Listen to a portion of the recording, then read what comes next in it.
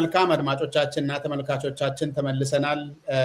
ፌደራሊስት ፐልስን ሰብስክራይብ አድርጉ፣ ሼር እና ላይክ አድርጉ ሲመቻችሁ።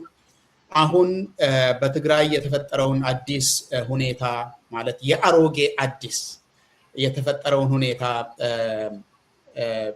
በመመርኮዝ ቀጠናዊ ሁኔታዎችን የምንፈትሽበት ክፍል ነው። እንደ መግቢያ እንዲሆነን ጸግሽ ይሄንን መግለጫ ታስታውሳለህ? ትናንትና ነው ይሄንን ነገር ያወጡት እና ይሄ ነገር በጣም የሚያስገርም ነገር ነው። ክስ ቀርበዋል ከሱዳን።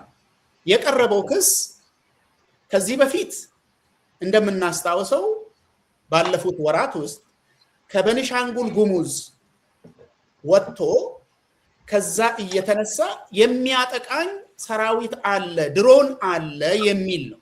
አሁን ግን ከነማስረጃ ያቀረቡት ነገር ምንድነው? ከባህር ዳር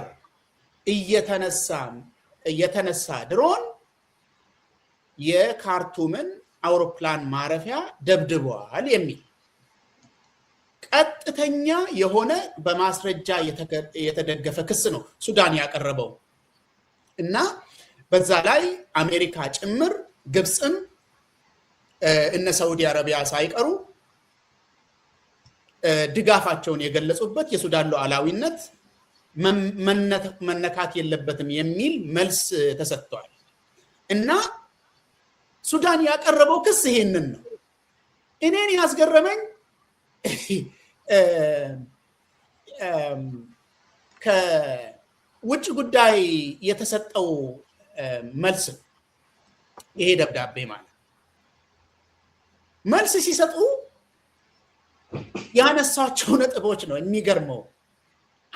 እኛን አይመለከተንም ብቻ ሳይሆን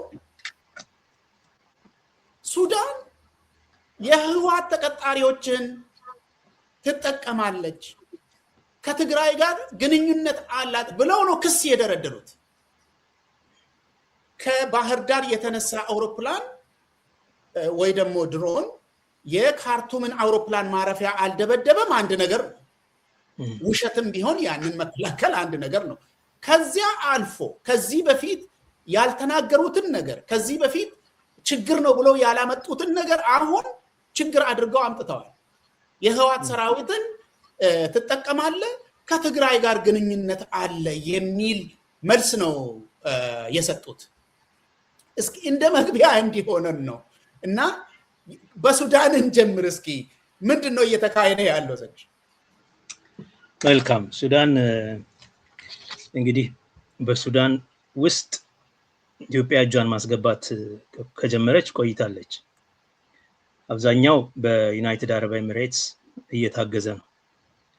አብዛኛው መጀመሪያ ላይ አትሊስት የዩናይትድ አረብ ኤሚሬትስ እቃ አመላላሽ ነበረ ኢትዮጵያ።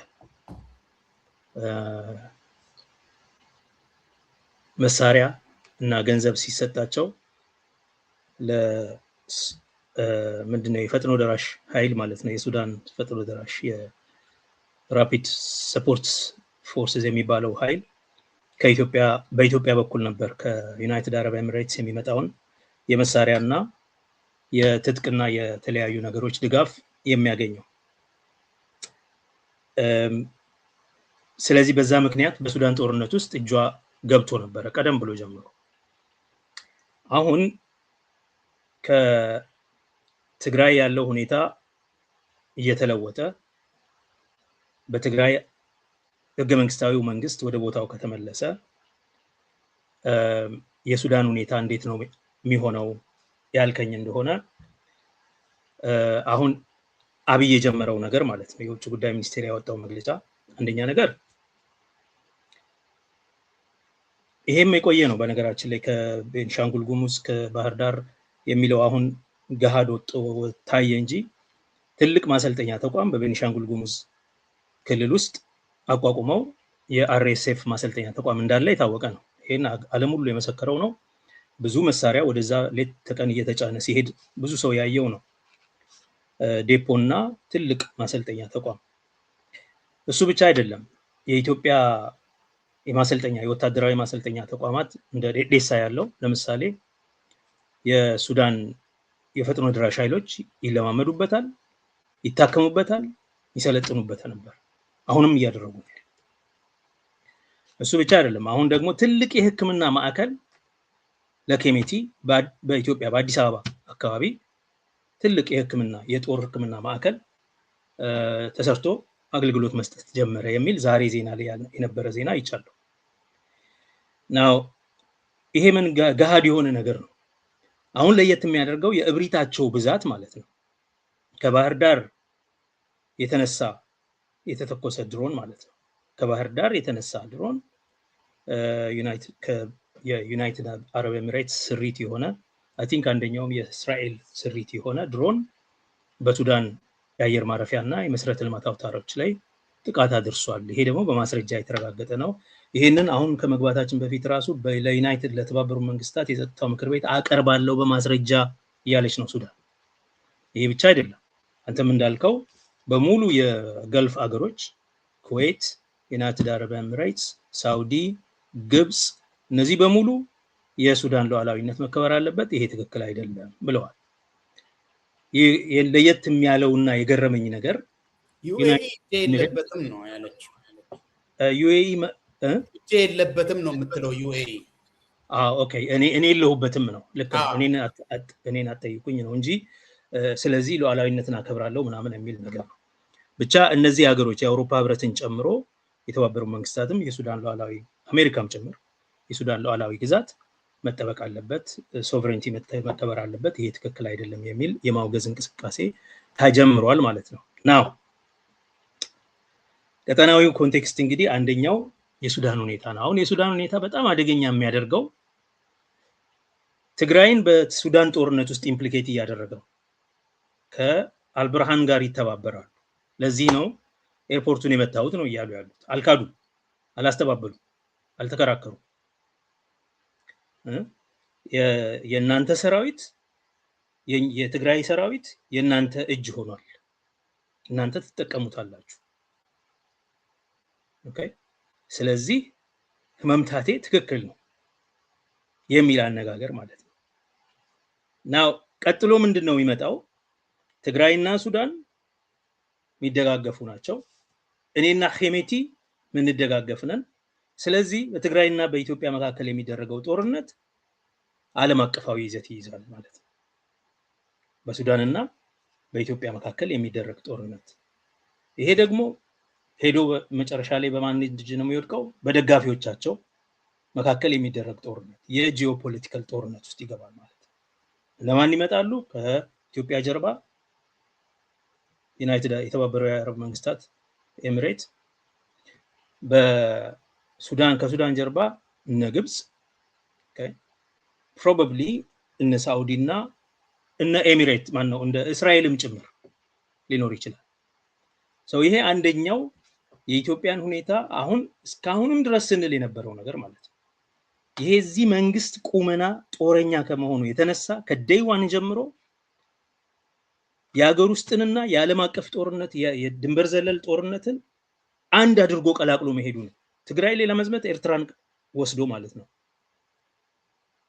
የኢራን የዩናይትድ አረብ ኤሚሬትስ እና የቱርክ ድሮኖችን ጭምር ተጠቅሞ ኤርትራን ጋብዞ ሲያበቃ ብዙ ነገር ሲል ለኤርትራ ቆሞ ሲከራከር የነበረ መንግስት ነው። ራሳቸው ናቸው እነሱ ድንበሩን ሰሜን ዕዝን ሲመጡ ድንበሩን ክፍት አገኙት፣ ስለዚህ ገቡ። ወደ እነሱ ሮኬት ተኮሱ፣ ስለዚህ መብታቸው ነው አይነት ነገር ብሎ ሲከራከር የነበረ መንግስት ነው። ኢንተርናሽናላይዝ የማድረግ አውትሶርስ የማድረግ ልማድ አለው። አንፎርቹኔትሊ አሁን ግን በፈለጉት መንገድ ሳይሆን እነሱ ሳይፈልጉት ኢንተርናሽናላይዝድ ሊሆን ይችላል። ይሄ አሁን የሚፈጠረው ሁኔታ አሸናፊ የሌለው በጣም ማዕቀፉ የሰፋ ጂኦግራፊካሊም በጣም የተለጠጠ የጦርነት ሁኔታ የጸጥታ ማጣት ሁኔታ ውስጥ ሊከተን ይችላል። ይሄ አንዱ ቀጠናዊ አውድ ነው። ሌላው እንግዲህ አጠገባችን ያለው የኤርትራ ጉዳይ ነው። ጽምዶ የሚባለው ትብብር መግባባት አለው ይባላል። ያ መግባባት ወደ ተግባር የሚተረጎም ከሆነ ከትግራይ ጋር የሚፈጠረው ሁኔታ አውቶማቲካሊ ኤርትራንም ያካትታል ማለት ነው። ኤርትራ በአንድ ትውልድ ውስጥ በትግራይ ጉዳይ ላይ በሁለቱም ሳይድ ሊዋጋ ነው ማለት ነው። ባለፈው ከአብይ በኩል ሆኖ አሁን ደግሞ ከትግራይ በኩል ሆኖ ማለት ነው። የኤርትራ ሁኔታ ወደዚህ መግባት ብቻውን ደግሞ አይገባም። ሌሎችም አሉ ከነሱ ጋር ድጋፍ የሚያደርጉ ሌሎችን ይዞ ሊጨምር ይችላል። ሌላው ቀጠናዊ አውድ ብለህ የምታነሳው የኤርትራ ሁኔታ ነው። የኤርትራ ሁኔታ ወደ ጦርነት የሚገባበት ምክንያት ለምንድን ነው? ለምንድን ነው ናቹራሊ ትግራይን የሚያግዘው በዚህ አሁን ሁኔታ ካልክ፣ ወይም ተቃዋሚዎችን የሚያግዘው የሚያስተባብረው ካልክ፣ የኤርትራ ህልውና ጉዳይ ጥያቄ ውስጥ ገብቷል በኢትዮጵያ መንግስት። ይሄ የባህር በር እናገኛለን ወደቡ የኛ ነው ምናምን ብቻ አይደለም፣ በጉልበትን ወስደዋለን። ድሮም የናንተ ሆኖ አያውቅም በታሪክም። ደግሞ ይሄን እንደማስፈጸም 130 ሚሊዮን እኮ ህዝብ ሀገር ነን እና ምን እየተባለ ነው የሚነገረው ለሌሎቹ። እዚህ ቀይ ባህር ላይ የኛም ይሆን አለበት የሚል ለረጅም ጊዜ ስንሰማ የነበረው ለወደብ ስንል እንወራለን የሚል ነበር። የትግራይ ኃይሎችንም ጭምር አግዙኝና አሰብን እንያዝ የሚል ነበር።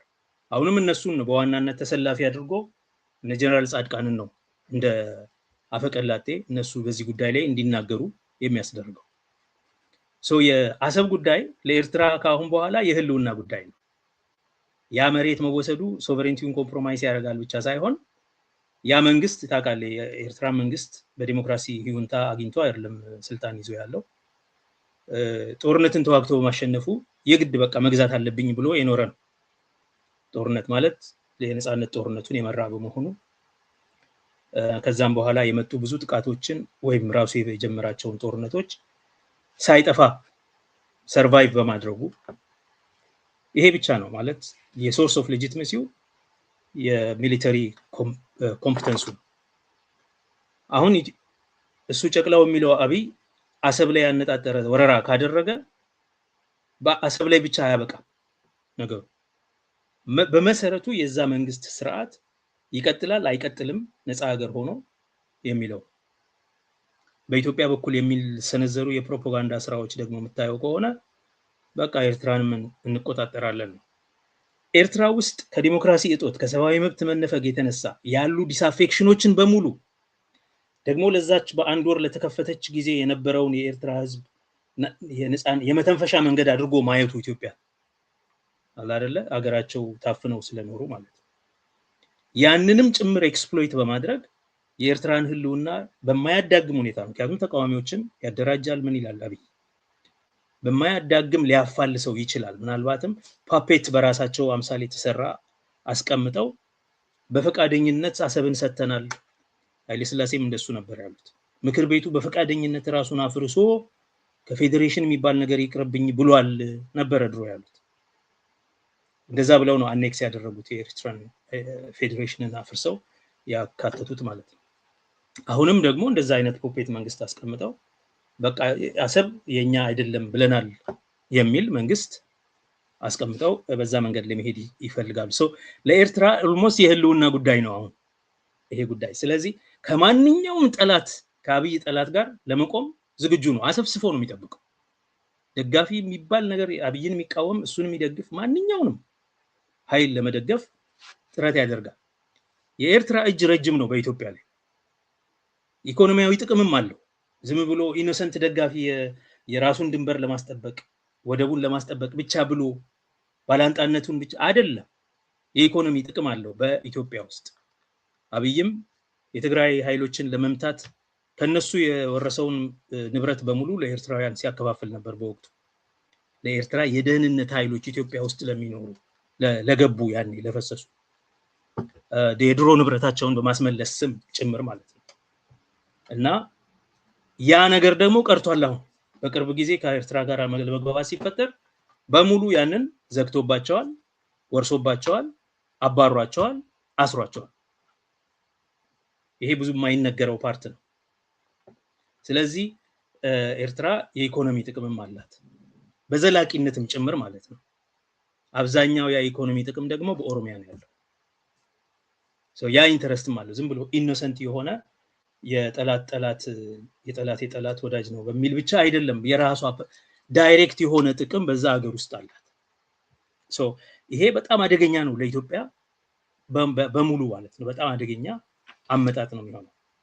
ከነዚህ ጀርባ እንግዲህ የግብጽ፣ የሶማሊ፣ የጅቡቲ አቋምም ደግሞ ወሳኝነት አለው። የነዚህ አቋም ምን ይሆናል? አሁን ትግራይ ውስጥ ያለው የተለወጠው ሁኔታ የነዚህን አቋም እንዴት ነው አፌክት የሚያደርገው? በተፈጥሯቸው they are generally ill disposed ለኢትዮጵያ። እነዚህ ኢትዮጵያ ውስጥ ጠንካራ መንግስት ለኛ ጥቅም ይጎዳናል የሚሉ ናቸው። እና ግብጽ፣ ሶማሊ እንኳን አብይ ነካክቶ ነው ጠላት ያደረገው። ጅቡቲ የነ ሳውዲ ኢንፍሉዌንስ ጫና ስላለባት ነው። ኦኬ። ስለዚህ እነዚህ ምን አይነት አቋም ይወስዳሉ፣ ወዴት ያዘነብላሉ የሚለው በጣም መታየት ያለበት ነገር ነው። ሶማሊላንድ እና ኬንያስ ምን አይነት አቋም ይወስዳሉ? ማለት ብዙ ጦረኛ አይደሉም እነዚህ። አንደኛው ሪኮግኒሽን ስለሚፈልግ አዲስ ሀገር ስለሆነ ገና መንግስት አለው ሀገር ተብሎ ሪኮግናይዝ አልተደረገም። ኬንያ ነጋዴ መንግስት ስለሆነ ከሁሉም ጋር ጥሩ ግንኙነት ሊኖረው ይፈልጋል። የክልሉ የራሱ የበላይነትንም ይፈልጋል። ሰላማዊ ዲሞክራሲያዊ ምናምን ሆኖ መታየት ይፈልጋል። ግን ከሁሉ በላይ አትራፊ መሆን ይፈልጋል። ስለዚህ ሌሎች ቦታ ወደብ ኢትዮጵያ ማጣቷ ለሱ በዚህም እንኳን አማራጭ አለ የሚል የንግድ ራሱን የማቅረብ ነገር ይኖራል።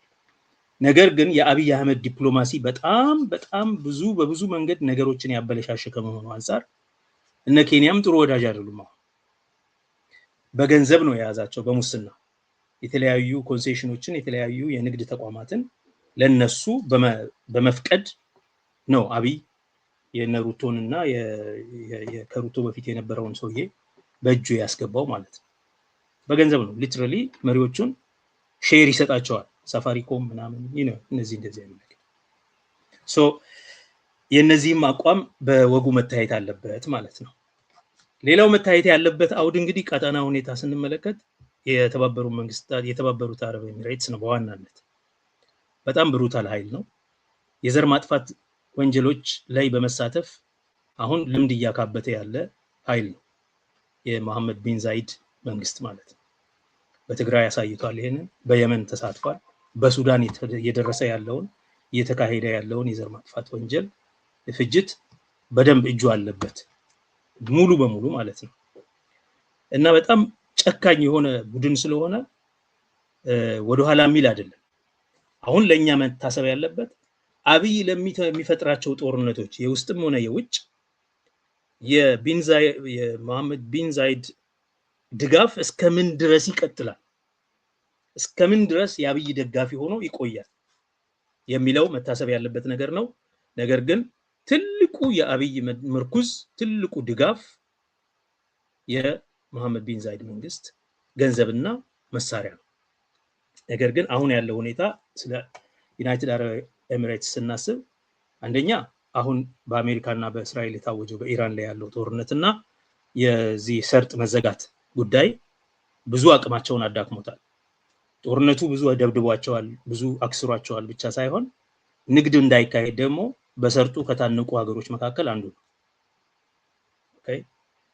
ሁለተኛ ይሄ ሀገር የአሜሪካን ጫና ይቋቋማል። ምክንያቱም አሜሪካ በአብይ ላይ አብይን ደግፈህ ሱዳንን ወግተህ ምናምን የሚለውን ነገር አትቀበልም። ሰሞኑን አሜሪካ ያደረገችው ከኤርትራ ጋር የፈጠረችው አዲስ ግንኙነት ብዙ ነገር ማለት ነው በነገራችን ላይ።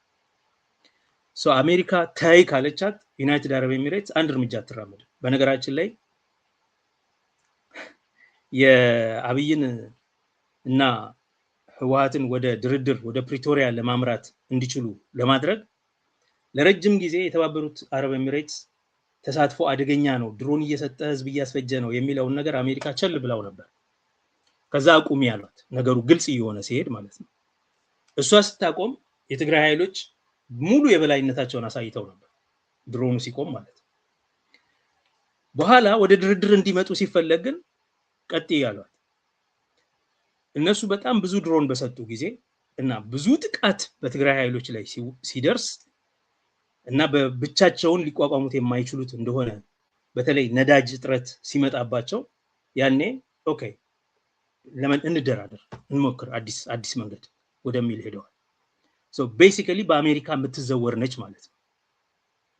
ሶ ምንም እንኳን በጣም ቁርጠኛ ድጋፍ ኢንተረስት ስላላት ማለት ነው ኢትዮጵያ ውስጥ ኢንተረስት ያላት ኢትዮጵያን በመጠቀም በቀይ ባህር ላይ እጇን ለማስገባት ነው። ዋናው ነገሩ ይሄ ነው። ነገር ግን በጣም ቁርጠኛ የጥቅም ጉዳይ ቢኖራትም አንደኛ አሁን ያለው የመካከለኛው ምስራቅ ጦርነት እና የሰርጡ መዘጋት ምን ያህል በቀጣይነት ደጋፊ እንድትሆን ያደርጋታል የአብይ። ሁለተኛ የአሜሪካን ጫና ምን ያህል ትቋቋማለች? እኔ የምትቋቋም አይመስለኝም። በተለይ ደግሞ አሜሪካ ወደ ኤርትራ ከማጋደሉ አንጻር ከኢትዮጵያ ጋር አይደለችም ማለት ነው።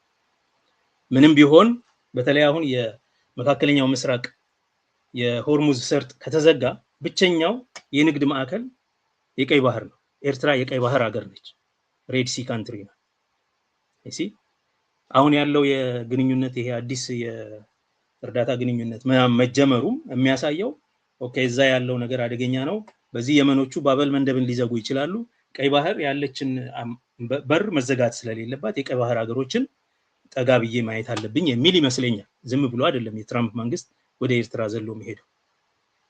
የዲሞክራሲ የሰብአዊ መብት ጉዳዩ ስላይደለ አይደለም። የኤርትራ የቀይ ባህር ሀገር መሆኗ ጉዳይ ይመስለኛል እና ሌሎች ሰርጦች ሲዘጉ ይሄኛውም ሊዘጋ ይችላል። በነገራችን ላይ እንዳይዘጋ የሬድ ሲ ካንትሪስን ማባበል ስላለባቸው ነው ወደ ኤርትራ ጠጋ የሚሉት። ሶ ከዚህ አንጻር አብይን ደግፈው አንቲ ኤርትራ የሚሆን ሁኔታ አይወዱም። ደጋግመው ተናግረዋል። የባህር በር ብላችሁ ጦርነት መተንኮስ ጥሩ አይደለም ሲሉ ከርመዋል። ብዙ ጊዜ ሉዓላዊነት መከበር አለበት ሲሉ ነበር የቆዩትና እንደ ድሮ ከኤርትራ ጋር አዲስ ድርድር ልታደርግ ትችላለች ዩኤኢ። ነገሮች እየተለወጡ ስለሆነ የቀይ ባህር ኃይልን በተሻለ ገንዘብ ከሳዑዲ የበለጠ ገንዘብ በማፍሰስ ያቺን የአሰብ ቤዝ ኢትዮጵያ እንድትይዘው ስትፈልገው የነበረውን ራሷ በድርድር የሆነ ቤዝ እዛ ልታገኝ ትችላለች። ስለዚህ የሬድ ሲ ካንትሪ የመሆን እድል አላት ወይ? በተለይ አሁን ኢምፖርታንት ነው ለነሱ። አብይ የማያዋጣ ከሆነ ቀይ ባህርን ለማግኘት ሰርጡ በተዘጋበት ሁኔታ ምክንያቱም በሳዑዲ በኩል በፓምፕ ያመጡትና ነዳጃቸውን በሬድ ሲ በኩል ነበረ ለመሸጥ አሁን ያለው እድል ማለት ነው። እንግዲህ ያው አንድ ሁለት ጊዜም ቢሆን እነዚህ የየመን ኃይሎች የየመን ሁቲ ኃይሎች ሁለት ጊዜ አንድ ላውንቸር ከለቀቁ በባብል መንደብ አካባቢ ማንም መርከብ ወደዛ ዝር አይል። ስለዚህ ኮንሰንሰስ ትፈልጋለች አሜሪካ እዛ አካባቢ የመንን ለማፈን። ሶ በዚህ አጋጣሚ የቀይ ባህር አገር ለመሆን ከፈለገች ምክንያቱም ያሁን የህልውና ጉዳይ ነው፣ እንደ ድሮ አይደለም። ድሮ በዛ ትነግዳለች፣ በዚህ የሄጂሞኒ ጉዳይ ነው። አሁን ግን ንግዷ ራሱ በሳዑዲ በኩል አድርጎ በቀይ ባህር የሚወጣ ስለሚሆን ቀይ ባህር ላይ ወሳኝ የህልውና ጉዳይ ስለሆነ ኤኒ ታይም ፍሊፕ ልታረግ ትችላለች ወደ ኤርትራ ኤኒ ታይም። ምክንያቱም ደጋግመው ከአብይ ጋር የነበራቸው ሶማሊላንድን አመጣለዋል ካላመጣህም፣ አሰብን አመጣለዋል ካላመጣህም የሚል እንጂ ለራሱ አይደለም አብይን የሚደግፉት የቀይ ባህር ሀገር ኃይል ለመሆን እና አዲስ ድርድርስ ሊያደርጉ አይችሉም ከኤርትራ ጋር። በተለይ አሁን አሜሪካ ከኤርትራ ጋር ወደ ኤርትራ ከማጋደሉ አንፃር እነሱም ወደዛ ሊያጋድሉ ይችሉና ፍሊፕ ቢያደርጉ የሚለው የኢትዮጵያን ሁኔታ ሙሉ በሙሉ ቢሆንታውን ይቀይራል ማለት ነው። ሌላው አውድ የአሜሪካ ነው። እንግዲህ አሜሪካ ራሱ ከኤርትራ ጋር መዛመድ መጀመሩ አሁን እንደነካካሁት ከሆርሙዝ ሰርጥ መዘጋት ጋር ቀይ ባህር ብቸኛ የዓለም አቀፍ የንግድ መስመር ተስፋ ከመሆኑ አንፃር ኦኬ ቀይ ባህርን ከየመን ኃይሎች ለመናጠቅ ሌሎቹን የቀይ ባህር ሀገሮች በጥንቃቄ መያዝ አለብን ከሚሉት አንፃር የአሜሪካ ሁኔታ አብይን የራሱ ጉዳይ ሊሉት ይችላል። ምንም እንኳን የነሱ ዋና ስራ አስፈጻሚ ሆኖ የተሰየመ ቢሆንም ኦሪጂናሊ ማለት ነው።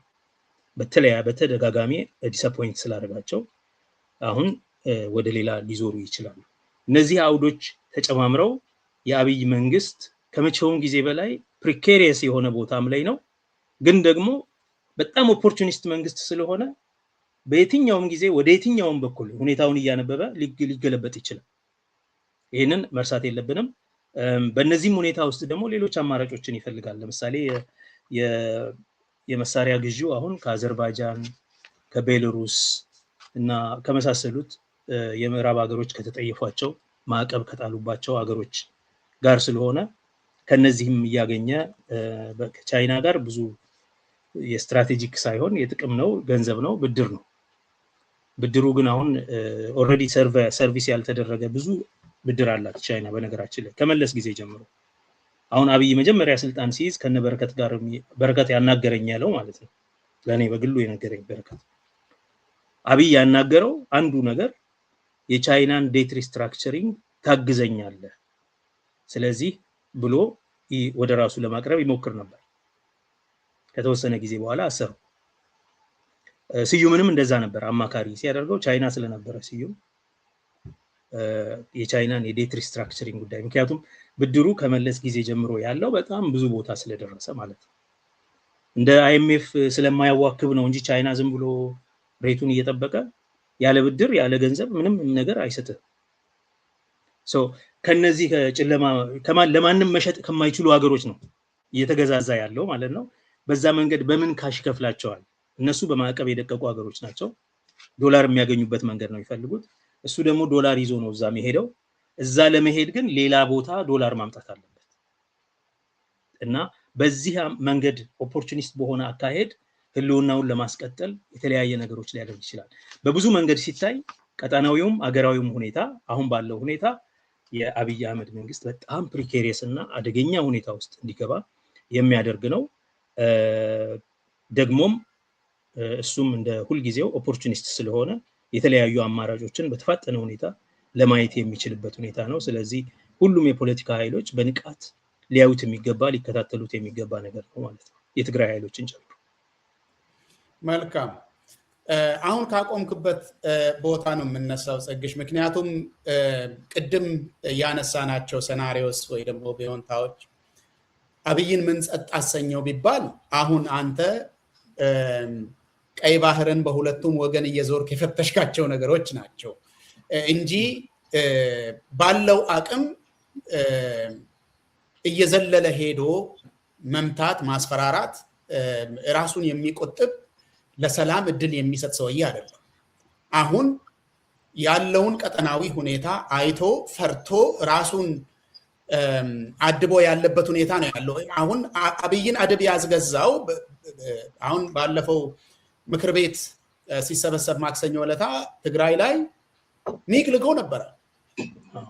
አዳራሽ ውስጥ ተሰብስበው እያለ ሚግ መቀሌን ሲዞር ነው የከረሙ። ያው ምኞቱን ለመግለጽ ነው። አቅሙ ቢጠፋም ምኞቱን ለመግለጽ ነው እና የትግራይን ሁኔታ ብቻ እየተመለከቱ ሰዎች የሚያወሩት ነገር ሳሞራ ሳይቀር አቅም የላቸውም ዝም ብላችሁ አትዝለሉ የሚል ነገር ጦርነትን የሚዳኝ ጦርነትን የሚበይን የአንድ ወገን ብቻ አቅምና ድክመት እንዳልሆነ አንዱ ማሳያ ነው ለማለት ነው። ስለዚህ ሁሉንም ነገር አንድ ላይ ስላየሃቸው እኔ አንዳንዶቹን ሳነሳ ሄድ መለስ እያልን ከትግራይ ተነስተን ቀጠናዊ ሁኔታዎችን ማንሳታችን አይቀርም። ምናልባት አንድ ሁለት ጥያቄዎችን እዛ ላይ ማንሳት አይቀርም እና ሱዳንን በተመለከተ ከሱዳን ጋር አብይ ያለው ግንኙነት በ8 ዓመት ውስጥ ብዙ ረጅም መንገድ ነው የሄደው። የምታስታውሰው ከሆነ የትግራይ ጦርነት ጊዜ አልቡርሃን መጥቶ እኮ እጅ ተጨባብጦ ፎቶ ተነስቶ ፈረስ ሁሉ እኮ ተሰጥተው ጋሻ ተሰጥቶታል እኮ ታስታውሳለህ አይደል ጸግሽ? እና ይሄ አልፋሽጋ የሚባል መሬት የአማራ ብሔርተኞችና የአማራ ክልል ሁሉ ጊዜ የኔ ነው የሚለው ነገር እኔ አያገባኝም፣ ውሰድ እሱ ነው ውሰድ ያለው ብሎ ነው የተናገረው አልቡርሃን ራሱ ትግራይ ላይ መንገድ ለመዝጋት ማለት ነው። ይሄ 360 ከበባው ሙሉ እንዲሆን መጀመሪያ የተጋበዘው አልቡርሃን በኋላ ሳያዋጣው ሲቀር ሱዳን ውስጥ ጦርነት እየተፈጠረ ሲሄድና የዩኤኢ ጫና እየበዛ ሲሄድ እሱ የሐሜቲን ወገን ይዞ የአገልጋይነት ሚና ሲቀጥል ነው ሱዳን የኢትዮጵያን ኤምባሲ በአውሮፕላን እስከ መደብደብ የደረሰችበት ሁኔታ። ያንን መነሻ ማየቱ ጥሩ ነው። የድሮ የኢትዮጵያና ሱዳን ግንኙነት ማንሳቱ አሁን ብዙም የሚጠቅም አይመስለኝም። ስለዚህ እነሱ እና አብይ ሱዳን ከባህር ዳር በተነሳ ድሮን የኛ የካርቱም አውሮፕላን ማረፊያ ያውም ደግሞ የሲቪል አውሮፕላን ማረፊያ ተደብድቦብናል ሲሉ ለዛ መልስ ከመስጠት ይልቅ እናንተ እኮ ከትግራይ ጋር የምትሰሩ ኃይሎች ናችሁ ብትመቱ ደግሞ ምኑን ነው መብት የለንም እንዴ የሚል አይነት መልስ ነው እና የትግራይ ሰላምንም የትግራይ ጦርነትንም የአብይ አገዛዝን ከትግራይ ጋር ያለውን ግንኙነት ስናስብ ሱዳን ውጫዊ ኃይል ሆኖ አይደለም የሚታየው በዚህ ሁኔታ ውስጣዊ ነው ኦሬዲ እና ይሄ ድንበር የምንለው ነገር በተለይ አብይ ከመጣበት ጊዜ ጀምሮ ሉዓላዊነት በተደጋጋሚ እሱ እንደተናገረው ዋጋ ያጣበት ሁኔታ ነው ያለው ድሆች ሆናችሁ ደግሞ የትኛው ሉዓላዊነት ነው የምትጠይቁ ያለበት ሁኔታ ነው ያለው እና ሱዳን አሁን እንደ አገርም እንደ አክተርም በትግራይ ሁኔታ ላይ ውጫዊ ሆኖ አይደለም እንዳለ እንደ አንድ አገር አይነት አሁን የወጣውን መግለጫ ብትመለከት እና አብይ ተንደርድረው የሰጡት መልስ አሁን አንተ ደግሞ እንዳልከው ወደ ሴኩሪቲ ካውንስል ያመጡት ያለውን ጉዳይ ማስረጃ ስላላቸው ነው በነገራችን ላይ ስለዚህ በሱዳንም እየተፈጠረ የሚሄደው የጦርነቱ ሚዛን በአብይ ላይም በትግራይ ጉዳይም ሚዛን የሚደፋ ሁኔታ ነው ምክንያቱም ሐሜቲን የበላይነት እያገኘ ከሄደ የነ አብይ ጉልበት እየጠነከረ መሄዱን የሚያሳይ እነ አልቡርሃን የበላይነት እያገኙ ከመጡ የነ አብይን መዳከም የነ አብይን አማራጭ ማጣትና ሌላ አቅም እነሱን የሚጎዳ አቅም እየተፈጠረ እንደሚሄድ የሚያሳይ ነው ስለዚህ ሱዳንን እንደ ውጪ ሳይሆን እንደ ውስጥ አገር ቆጥረን የምንናገረው ነገር ነው ለማለት ነው የኤርትራን ነገር በስፋቱ ስለሄድክበት ብዙን ነገር አልደግምም ዋና የሚባሉ ነገሮችን አንስተሃል አንድ ነገር ግን ማንሳት የምፈልገው ከባህር በር ጋር ተያይዞ የሚደረጉ ይሄ አሁን 2 ዓመት አልፎታል ይመስለኛል እና አብይ ሽለላ ከጀመሩ የባህር በርን በተመለከተ ይሄ ቀይ ባህር ወደ ምስራቅ እንደዞረ አይነት አስመስሎ የሶማሊላንድ ፕሬዝዳንት አምጥቶ ይሄ ቀይ ባህር አመጣውላችሁ ካለበት ጊዜ ጀምሮ የሚመታው ዳንኪራ ነገ ጦርነት የሚፈጠር ነው የሚመስለው በተለይ አገር ውስጥ ቁጭ ብሎ ለሚሰማ ሰው ይሄ ሰውዬ ኤርትራን ከዛሬ ነገ ሄዶ ጦርነት ያስጀምራል የሚል የሱ ካድሬዎች ደግሞ ምን ግማሽ ቀንም እኮ አይፈጀንም 15 ኪሎ ሜትር ነው ብለዋል በነገራችን እኔ እንዴት እንደሚያስረዝሙትና እንደሚያሳጥሩት በጣም ነው የሚገርመኝ ቀይ ባህር ለመድረስ እኮ 60 ኪሎ ሜትር ነው የሚቀረን ሌላ ጊዜ ደግሞ 15 ኪሎ ሜትር ምን አላት ብለው በእጅ ለመንካት ሁሉ የሚሞክሩበት ሁኔታ ነው ያለው ነገር ግን ኤርትራን የባህር በር ብቻ ሳይሆን አንተ ቅድም ግማሹን አንስተዋል የኤርትራ ሉዓላዊነት ራሱ ጥያቄ ስር የሚያስገባ ነገር ነው ያነሱት ምንድነው በመጀመሪያ ደረጃ እነሱ ራሳቸው በተደጋጋሚ እንደተናገሩት እናነሳለን ለኤርትራ የሰጠነውን ዕውቅና እናነሳለን ስለ ባህር በር ብቻ አይደለም ኤርትራ ያላት ሉዓላዊነት የተገኘው በእኛ ድጋፍ ጭምር ነው እኛ የመንግስትን ዶክመንት ፈትሸን በምን ህግ መሰረት ለናንተ አሰብ እንደተሰጠ በምን ህግ መሰረት እናንተ ሉዓላዊነታችሁ ኢትዮጵያ እንድትደግፍ እየተደረገበት ምክንያት ፈልገን አላገኘንም የሽፍቶች ስምምነት ነው ያለው አብይ በሽፍቶች ስምምነት ነው የባህር በር ያጣን በመንግስታት አይደለም በሽፍቶች ያን ያክል ነው ኤርትራን ማስፈራራት ማንጓጠጥ የሄደው እስከዛ ደረጃ ነው እና ኤርትራ አንተ ቀደም እንዳልከው በትግራይ ጉዳይ ኦሬዲ ገብቷል ኤርትራ አሁንም ውጫዊ እንደ ሱዳን ቀደም እንዳነሳው ውጫዊ ኃይል አይደለም አሁን ባለው ሁኔታ ውስጣዊ ነው አብይ ጋብዞ አምጥቶ እስካሁን ድረስ የያዙትን መሬት የለቀቁ አይመስለኝም እነሱም ለቀናል አላሉም ግን መግለጫ ሲያወጡ ተጋብዘን ገብተን ተመዝግነን ወጥተናል የሚል መግለጫ እንዳወጡ አስታውሳለሁ።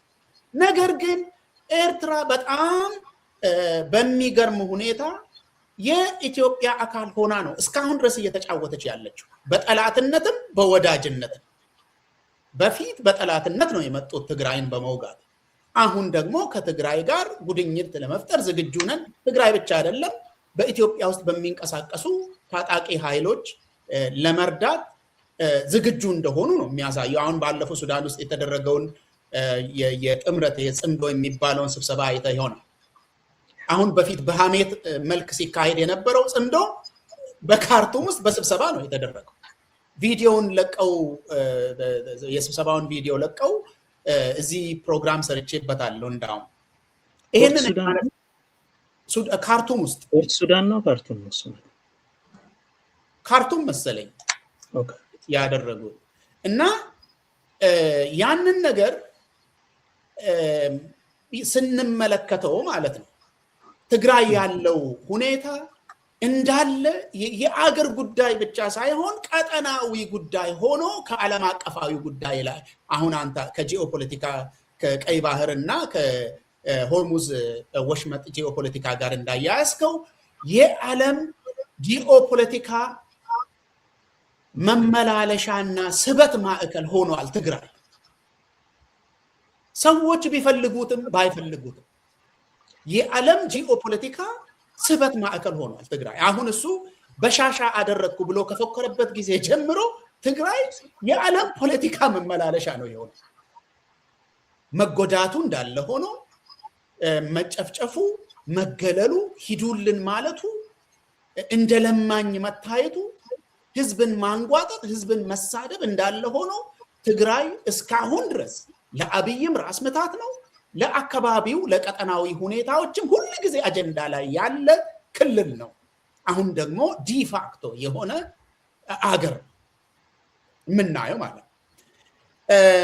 እስኪ እነኚህ ሁኔታዎችን እንደ መነሻ አድርገን አንተ ኦልሬዲ ያነሳኸውን ጉዳይ መልሼ አንድ ጥያቄ ልጠይቅ ነው። አሜሪካ ተመልሷል ማለት በአዲስ መልክ የቀይ ባህር ሁኔታ አሳስቦኛል በሚል ተመልሷል። ይሄንን ደግሞ ሲያደርግ መመለሻ በሩ ኤርትራ ነው። ቅድም አንስተዋል። ኤርትራ ላይ የተደረገውን ማዕቀብ የተቀመጠውን ማዕቀብ በማንሳት ከኤርትራ ጋር መስራት እፈልጋለሁ የሚል። ይሄ ብቻ አይደለም። ይሄ ሮይተርስ ነው የምትመለከተው፣ አድማጮች የምትመለከቱት የሮይተርስ ዘገባ ነው። ይሄ ሮይተርስ አየውት የአሜሪካ መንግስት ውስጣዊ ዶክመንት አየውት ስለ ኤርትራ ብሎ የሚናገረው ኢትዮጵያንም ጭምር ማስጠንቀቂያ እንደተላከ የሚናገር ነው። የባህር በር እፈልጋለሁ በሚል አትንጫጫ፣ አትፈነጭብን፣ እንዳትፈነጭብን፣ ይሄ ባህር በር እፈልጋለሁ በሚል ሉዓላዊ ነገር አገርን እንዳታስፈራራ የሚል መልእክት የአሜሪካ መንግስት እንደላከ የሚመለከት ነው። ሁለት ነገሮችን አያይዤ ልጠይቅ ነው ጸግሽ በዚህ ላይ። አንዱ አሜሪካ ከዚህ በፊት ከኤርትራ ጋር የነበራት ይሄ ግንኙነት አሁን ባለፈው አንዱ የነሱ ዲፕሎማት በኤርትራ የአሜሪካ አምባሳደር የነበረው ሰውዬ አሜሪካ ዝም ብላ ነው የምትለፋው፣ የኤርትራ መንግስት ወይ ደግሞ ኢሳያስ ራሱ አይመችም ለዚህ የሚል ሀሳብ ሰጥቶ ነበረ። ሰምተህ እንደሆነ አንድ እሱ ነገር ነው። አሜሪካ የምታደርገው ነገር ኮሚትመንትን የሚጠይቅ ነው።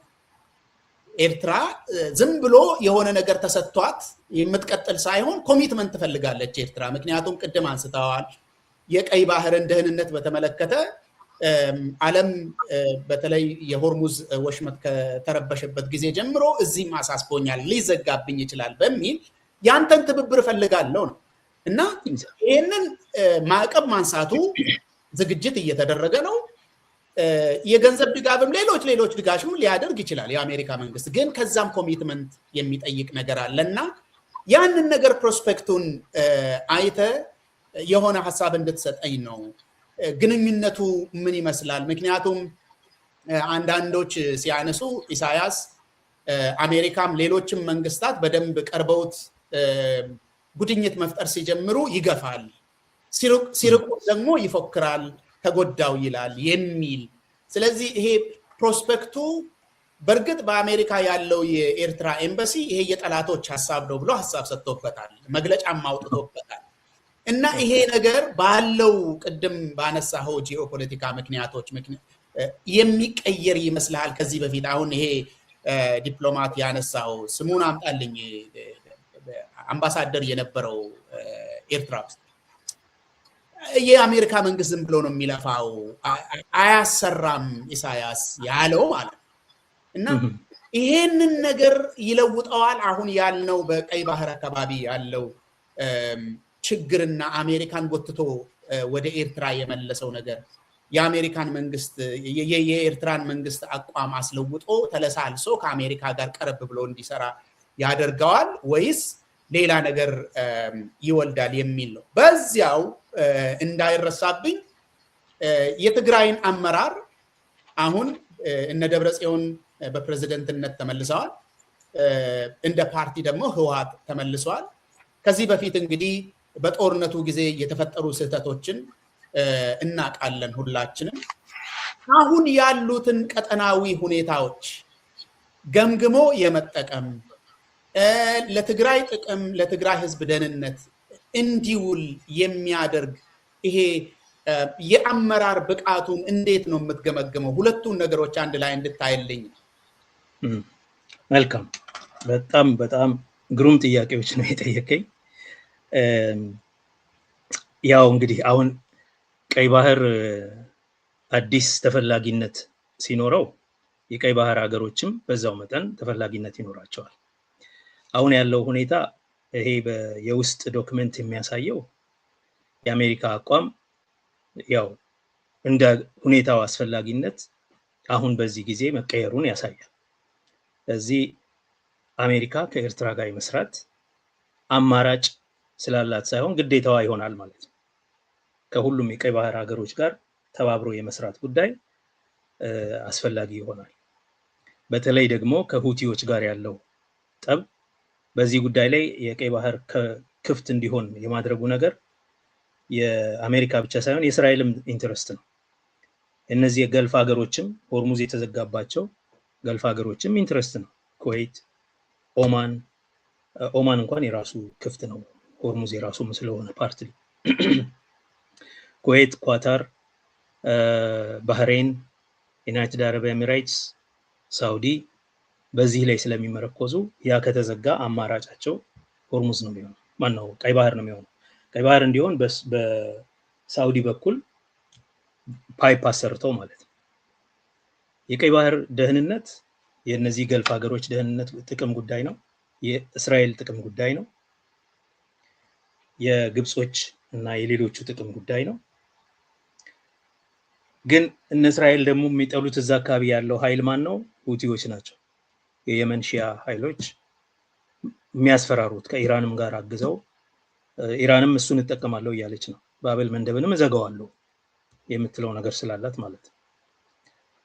ያንን ለመቋቋም የሚቻለው ቤሲካሊ የኢራን ፕሮክሲ ነው ማለት ነው። ያ ኃይል የሚቻለው በአካባቢው ያሉ የቀይ ባህር ሀገሮችን በሙሉ በማሰባሰብ በማደረጀት በማበርታትና እነሱ ጋር የራሱ ቤዝ በማቆም እንደ አዲስ ከመካከለኛው ምስራቅ ከገልፍ የሸሸውን ቤዝ በሙሉ ማለት የነቀለውን ቤዝ በሙሉ ሪሎኬት ማድረግ ስላለበት ነው። ስለዚህ ወዶ አይደለም፣ መልካም ግንኙነት ፍለጋ ብቻ አይደለም፣ ወዳጅነት ፍለጋ ብቻ አይደለም፣ አማራጭ የሌለው ጉዳይ መሆኑን ተገንዝበው የስቴት ዲፓርትመንት የያዘው አቋም ይመስለኛል። የትራምፕ መንግስት እንደፈለገ የሚጠቀመው ላይሆን ይችላል። ምክንያቱም በጣም ቴምፐራመንታል መንግስት ስለሆነ በምን ጉዳይ ከማን ጋር የግል ድርድርም ከዚህ የግል የኢኮኖሚ ድርድርም ስለሚያደርግ የትራምፕ ቡድን የትንሽ ሀገር ነው ምን ያመጣል ልገዛው ይችላልው ምናምን ሊል ይችላል ነው። ያ የግልም ጥቅም ከሌለ ብዙም ስለማይጠጉ እንጂ እንደ ስቴት ዲፓርትመንት አቋም ግን በጣም ኢምፖርታንት የሆነ አማራጭ የሌለው ሁኔታ ነው። ለኤርትራ ይሄ የአሜሪካን ቡራኬ ያስገኝለታል እና እስካሁን ድረስ ያጣውን የአሜሪካ ቡራኬ ያስገኝለታል። ትልቅ ድል ነው ለነሱ። በተለይ ደግሞ በጣም ለነሱ ደስ የሚላቸው የኢትዮጵያ ኢምፔሪያል ፍላጎት ይሄ የኢትዮጵያ አምቢሽን ማለት ነው። ወደቡን የራሴ አደርጋለሁ። ኢንፋክት ወደቡ ህገወጥ በሆነ መንገድ ነው የተወሰደው። ኢንፋክት ኤርትራ ነፃ ያወጣችው ምንም ህጋዊ መሰረት የለውም ምናምን የሚለው ሉዓላዊነቷን በሙሉ የመካድ ታሪኩን በሙሉ የመካድ የጦርነት ታሪኩን ማለት ነው።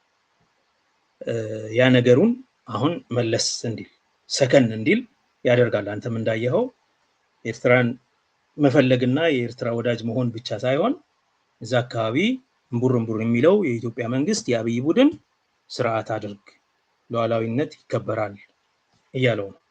የቀይ ባህር ሀገር ካልሆነ ጋር እኩል አናይም የሚል ሜሴጅ ስለሚያስተላልፍ ይሄ አብይ እስካሁን ድረስ የጉልበት እርምጃ እንደ አማራጭ አድርጎ ያየው ነበር። እንኖራለን 15 ኪሎ ነው 30 ኪሎ ነው ኤኒ ታይም እንቆጣጠረዋለን የሚለውን አማራጭ ዋጋ ቢስ ያደርገዋል ማለት ነው። እንደዚህ አይነት ነገር አሁን መስማት አንፈልግም ስለሚሉት ማለት ነው። የአሜሪካ ሁኔታ በጣም ለአብይ ከባድ ጫና ሊያሳድር ይችላል። ከውጭም ከውስጥም ኃይሎች ጋር ያለውን ሁኔታ በኃይል ሳይሆን በድርድር እንዲፈታ ሊያስገድደው ይችላል በነገራችን ላይ። ምክንያቱም ኦፖርቹኒስት ስለሆነ አብይ አቋም የለውም ታውቃለህ። ኮምፕሊትሊ አብሶሉትሊ አይዲዮሎጂካሊ ፍሪ ነው። መርህ አቋም የሚባል ነገር የለም። ከዚህ ነፃ ነው። ስለዚህ የሚያዋጣው ከመሰለው ወይም ደግሞ የሚያጠፋው ከመሰለው ጠላት ካለው ጋር ወንድሜ ብሎ ተቃቅፎ ልታየው ትችላለህ ነገ ጠዋት። ይሄ በተደጋጋሚ ያየነው ነገር ነው። ስለዚህ ምናልባት አዎንታዊ ተጽዕኖ ሊኖረው ይችላል ማለት ነው። በአጠቃላይ ሰከን ያለ አካሄድና በድርድር በንግግር በሰጥቶ መቀበል የሚያምን አካሄድን እንዲመርጥ ሊያስገድደው ይችላል አትሊስት ለተወሰነ ጊዜ። በነገራችን ላይ ከአብይ ጋር ስትደራደር ዛሬ ተስማማሁ ብለህ ብዙ መደሰት አያስፈልግም። ቢኮዝ ኤኒ ታይም ይክደዋል። ኤኒ ታይም በማንኛውም ሰዓት በውስጥም ሆነ በውጭ ያ አለ። የለም አሜሪካ ምንም አታመጣም፣ እኔ ኤርትራን እንደፈለግኩ አደርጋለሁ፣ ቀይ ባህርን የተባበረው የአረብ ኤሚሬትስ ድጋፍ እርምጃ ወስድበታለሁ የሚል ከሆነ አሜሪካ ሌላ ካርድ እንድታነሳ ይሆናል ማለት ነው። ያ ሌላ ካርድ ምንድነው? አሁን ጽምዶ ተብሎ እየተያየ ያለው እዚህ አሜሪካን ሀገርም ውጭ ሀገር ያሉ የአብሮነት የሚባሉ ድርጅቶች ድርጅታዊ መልክ እንኳን የላቸውም፣ ዝም ብለው ይንቀሳቀሷል። ለረጅም ጊዜ ከአብይ በኋላ ጠቅላይ ሚኒስትር ትሆናላችሁ እያሉ የሚያሽኮሽኩላቸው ሰዎች አሉ እዚህ አብሮነትን አሁን የሚያካሂዱ ማለት ነው። ባይዘው እሱ ነው፣ ሌላ ነገር የለውም። አሁን አብሮነት የሚባለው ቡድን ካየኸው ድርጅት የለውም፣ ሰራዊት የለውም፣ የፖለቲካ ምንም የለውም። ግን ሁሉ ጊዜ የሚዲያ ትዕይንተ ህዝብ ምናምን ይጠራል፣ ዲጂታል ትዕይንተ ህዝብ አለው ይላል። ብቻ ብዙ ጊዜ ለምንድነው በተለያየ ጊዜ በተለያየ አጋጣሚ እናንተን እኮ ልክ የኢራኑን ሻህ እንደሚጠቀሙት ማለት ነው ያሽኮሽኩለታል። ዩአር በቃ ሬዲ ሁን ምናምን ይሉታል። እሱ ይመጣና ትልልቅ መግለጫ ይሰጣል። አሁንም እንደ ንጉስነቱ ማለት አንዳንዴ የነዚህኞቹም ተስፋ የማይቆርጡት ለዛ ነው። የፖለቲካ ድርጅት የላቸውም፣ ሰራዊት የላቸውም፣ ግን ሁሉ ጊዜ መግለጫ ምናምን ያወጣል። የተቻዋቸው አይደለም ያን ማድረጋቸው መታገል ስለሆነ ይሄንን የአብይ መንግስት የዘር አጥፊ መንግስት መታገል ስለሆነ ጥሩ ነው። ግን ትግላቸው በራሳቸው ህዝብ ላይ ከሚያምኑት በላይ የአሜሪካ ዲፕሎማቶች ካሸኮሽኩላቸው መነሻ አድርገው ኢንክሉዲንግ አሁን ያለው የኦሮሞ ነጻነት ጦር አመራር ጭምር ማለት ነው ከታንዛኒያ ውይይት በኋላ የተቀባለት ቃል ስላለ በቃ ያቺን በማመን አሁን አብይ ይወድቃል፣ አብይ ሲወድቅ እኛ እንሄዳለን በማለት የማይደረስ ቦታ ሁሉ ይደርሳሉ። ካያቸው የነመረው ቡድን ማለት የጅሬኛ ቡድን ይሄ ቡድን አለ። ይሄንን ካርድ ሊያወጡ ይችላሉ፣ የነጽምዶን ካርድ ሊያወጡ ይችላሉ። አብይ ስርዓት ይዞ ማይደራደር ከሆነ እነዚህ ቡድኖች በሙሉ ኃይል በመደገፍ እና በመርዳት ለስልጣን ማብቃት አብይን በማባረር ማለት ነው። እነዚህ አማራጮች አንድ ቢሆንታ ነው። ይሄ አንድ ሲናሪዮ ነው፣ ፖሲብል ሲናሪዮ። አይም ኖት እዛ ይደርሳል የሚል እምነት የለኝም። አብይ በጣም ለዚህ አይነቱ ነገር ሰርቫይቫል ኢንስቲንክት ስላለው አሁን ራሱ ዝም ማለቱ የሚያሳየው ቆይ እንግዲህ የሚል ነው። ኤርትራ ይሄንን የአሜሪካ ጀስቸር ይሰማል ወይ አይሰማም ወይ? በምን ላይ ይመሰረታል መሰረ? ኢሳያስ ከራሻ ጋር ያለው ግንኙነት ምን ነበር? አንድ ሰሞን በአሜሪካ ላይ ጦርነት መጀመር አለብን፣ ዩኒፖላር ዓለም መቅረት አለበት ምናምን ሲል ነበር። ብሪክስ አባል ሆናለሁ የሚልም ተስፋ ስለነበር ከነሱ ጋር ያለው ግንኙነት ምን አይነት ነው? የነሱ ግንኙነት የማያወላዳ ነው፣ በቃ ሁሉ ጊዜ ይጠቅመኛል ብሎ የሚያምን ከሆነ አምሹር ራሻም ደግሞ በቀይ ባህር አካባቢ የሆነ ነገር እንዲኖራት ስለምትፈልግ ኤርትራን መጣል አትፈልግም ዴፊኒትሊ። ነገር ግን እንደዛ በራሻ ላይ ያለው ድጋፍ አስተማማኝ ከሆነ አሜሪካን የራስሽ ጉዳይ ሊል ይችላል። ብዙም አለ አይደለ ይቀበላል የምታረግለትን ቡራኬ፣ ግን ብዙም ኢንቱዚያስቲክ ደጋፊ ላይሆን ይችላል። ኦኬ ሌሎች ነገሮችም ተከትለውት ስለሚመጡ ከአሜሪካ ሌሎች ነገሮች አብረን እንስራ ሲል አሜሪካ ሌላም ነገር ይዞ ነው የሚመጣው። ኮሚትመንትም ከነሱ ይጠብቃል። ከዛ በኋላ አንዴ ኤንጌጅ ካደረገ በኋላ ደግሞ ብዙ ነገሮች ይጠይቃል። ስለዚህ ኢንቱዚያስቲክ የማይሆነው ምናልባት የሚመስለኝ እኔ ከራሻ ጋር የነበረው በጣም አንድ ሰሞን በጣም ጥብቅ የሆነ ግንኙነት ምን ያህል ቀጣይነት ይኖረዋል የሚለው ነው። እሱን ከተማመነ የአሜሪካን እኛ እኮ አካባቢያችንን እናውቅበታለን መጠበቅ፣ እናንተ ሩቅ ያላችሁ ምን አገባችሁ አይነት አቋም ሊይዝ ይችላል። ነገር ግን የማይችልበት ምክንያት እነ እስራኤልም እነ ግብፅም እነ ሱዳንም የቀይ ባህር ሀገሮች በአጠቃላይ አሁን ደግሞ በሆርሙዝ የተጨናነቁት የገልፍ ሀገሮችም ጭምር እዚህ አካባቢ ላይ ኢንተረስት ስላላቸው አሜሪካ ቸል የምትለው ጉዳይ አይሆንም የቀይ ባህር ጉዳይ። ስለዚህ አትራፊ ሆኖ ሊወጣበት ይችላል ከአሜሪካ።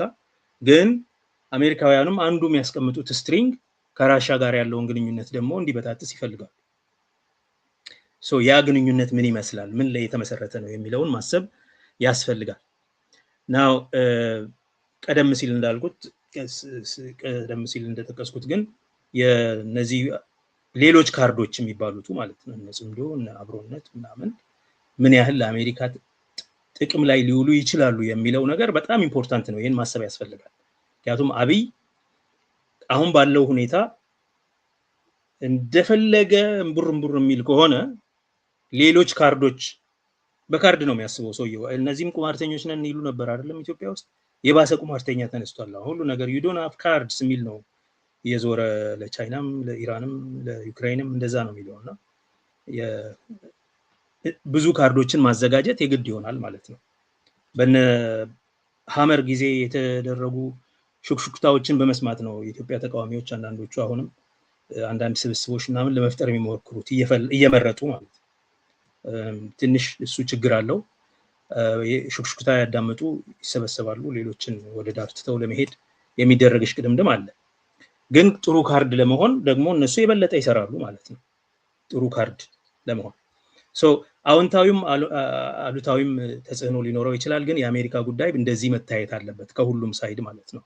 ይሄ አሁን ለምሳሌ እኔ አንድ እንደ የኦሮሞ ጉዳይ ግድ ይለኛል እንደሚል ሰው ለኦሮሞ ምን ማለት ነው የአሜሪካ ሁኔታ፣ ኤርትራ ሁኔታ፣ በትግራይ የሚፈጠረው ሁኔታ የሚለው ያሳስበኛል። የአሜሪካ ካርዶች ውስጥ የኦሮሞ አሰላለፍ ምንድነው የሚመስለው የሚለው ያሳስበኛል። ስለዚህ ኦሮሞ ከነዚህ ካርዶች ውስጥ ሆኖ ለመቆጠር ሲባል ምን አይነት ስትራቴጂክ እና ስልታዊ የሆኑ አማራጮችን ይዞ ነው ወደ ትብብር ወደ አብሮነት የሚቀላቀለው የሚለው ጉዳይ ሲሪየስሊ መታየት ያለበት ነው። ከኦሮሞ ኢንተረስት አንፃር ማለት ነው። ከሌሎች የኢትዮጵያ ብሔሮች ጥቅም አንፃር፣ ከዘላቂው የኢትዮጵያ ውስጥ ያሉ ህዝቦች ምንም እንኳን ባትመቻቸው ማለት ጥቅም አንፃር እንዴት ነው መታየት ያለበት የሚለው በቲንክ በአትኩሮት ሊታይ የሚገባ ነው። ከዛ ጋር ነው አያይዤ የማየው የአሜሪካ ግን ወደ ቀይ ባህር ፊቷን መመለስ፣ ወደ ኤርትራ መመለሷ አይ ቲንክ በጣም ብዙ አንድምታ ይኖረዋል በአብይ አካሄድ አሰራር እና ከዚህ በኋላ በሱዳን ላይ የሚያደርገውን ጦርነት ፕሮሰኪዩት በማድረግ ረገድ የሚል ነው ያለው።